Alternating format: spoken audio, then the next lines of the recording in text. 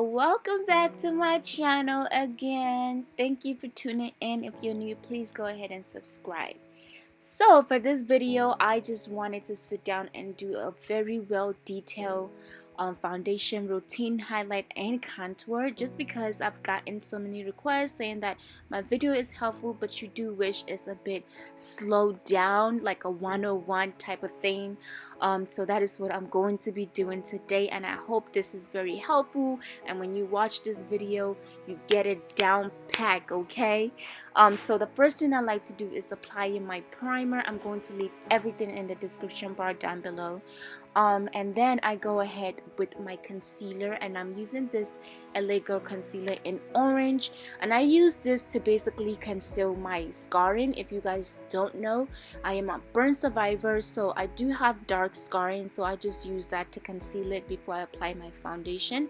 And it's very important to conceal any scarring or redness or hyperpigmentation before applying your foundation, because that actually helps you apply less foundation, and it also helps you not get that darkness or redness peeking through your foundation. So I just like to use this concealer, and I take a simple brush to blend it out. Now you can blend it with your sponge, but I like using my brush because it keeps that concealer on my scars and it doesn't move it away, because applying it with the sponge kind of takes it away. And so for today's foundation, I'm actually going to be using a full coverage foundation. Yes, you could do that, okay? So I'm using a full coverage foundation, and this foundation is from Kat Von D, and I have two shades. I'm also going to leave that in the description bar down below. And the reason why I use this two shade is because one is a cool tone and the other one is a warm tone. And for me and my whole skin tone, I have different undertones, so I like to just mix that to just get the perfect tone that I'm going for. And I'm using a damn beauty blender to blend my foundation, and this is what I like to use. Sometimes I do use the brush, but I prefer the beauty blender. So I would suggest, honestly guys, just invest in the real beauty blender. You will see the difference, okay? It's $20, but I feel like it's worth the money because it lasts really long. As long as you take care of anything that you own, it's going to last you a while, okay? So the way that I apply this, I basically dab. I don't really move the beauty blender around too much. I just do the dabbing motion, and that way I really get my foundation to be seamlessly blended. So as you guys can see my face now, it looks very plain and one dimension, and this is where you play with color and lighter shade and darker shade to bring dimension to your face, so you're not looking like a one dimension, okay? So I'm taking a concealer. I'm taking two concealers, one from MAC and one from LA Girl, and I just mix those together. And I like to do this because the concealer actually matches my shape, my chest. So if I am wearing something that is exposing my chest, I like to use a concealer underneath my eyes that matches that, because that just kind of bounce off. So if you're looking at me, I don't look like a completely different shade with my face and my chest. It just sort of bands off and balances off my whole face and body. And so I apply that underneath my eyes, on my forehead, on the center of my nose, my chin, and upper lip, and I just connect that together. And so I basically like to let my concealer sit for about 2 minutes before I actually blend. So I'm just gonna go ahead now and apply my contour shade, and I'm actually using this foundation from NYX Cosmetics, and I believe this is their darkest shade from the Total Control collection they came out with. I believe it was this year, I'm not exactly sure. So I applied that on my the side of my cheek, on my forehead, and I also apply it on the side of my nose and of course my jawline, because I'm trying to make that look really chiseled. Even though people tell me I have like a strong cheekbone and stuff like that, I like to make it a bit dramatic, okay? So as you guys can see, I'm just applying it underneath my stretching just to kind of make it slimmer and whatnot. And like I say, I let it kind of sit for a while, so when I do blend it out, it doesn't move around too much. So I'm gonna go ahead and take my beauty blender again, and I'm taking the pointy part of my beauty blender, and I'm just blending the highlighted areas of my face with that pointed part. As you guys can see, the concealer is not moving way too much. It's just staying where I want it to stay, and this is why I do the leave it for 2 minutes to just kind of thicken. And yeah, so I basically do that, and I'm just doing the same motion of blending. I just dab dab dab dab dab where I need it to be. And so to start blending out my contour, I just take the back of that beauty blender, basically the same part that I used to apply my foundation, to blend it out.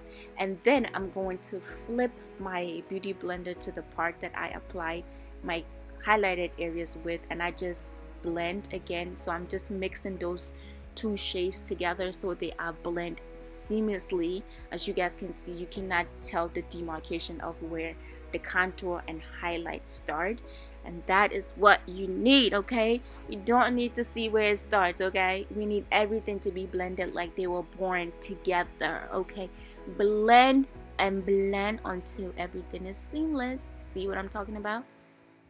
See how beautiful that looks on both sides. Yep. And so to set my face, I'm taking the Sacha Buttercup, and I'm actually mixing that. It's already mixed, and I mix it with the Ben 9 Olive Sand Powder, and I just set my face. I don't like using just the Sacha Buttercup by itself because I find that it's a bit too yellow for my skin tone. So I mix that with the Ben 9 Olive Sand, and I just set on the areas of my face where I applied those highlighted concealer that I blended earlier, few seconds ago. Okay, and you just want to apply that powder on those areas to kind of set and bake. And then I'm also going ahead to just kind of put it underneath. This is the reverse contour, reverse highlight, whatever. You just basically put it underneath to just kind of make your contour exaggerate a bit more. Now I don't do this all the time, but sometimes I just like my contour to be like boom, okay, to be like yeah B. And so to set my contour, I actually just started using this powder, and I've been loving it because it doesn't change the shade of my contour. It sets it, but it doesn't change the color of it, and I'm just like, yes, trick, yes. But yeah, so I just use that to set my contour. The powder is so well fined and milked that it doesn't cake up. Like when I apply it, my concealer doesn't feel cakey and doesn't look muddy too. So it's very well milked. And so I'm just gonna start dusting that off, and then I'm gonna go ahead and take my beauty blender, just because I find that you could tell the difference. So I just take my beauty blender without any product, and I just kind of dab around just to make that contour really settle.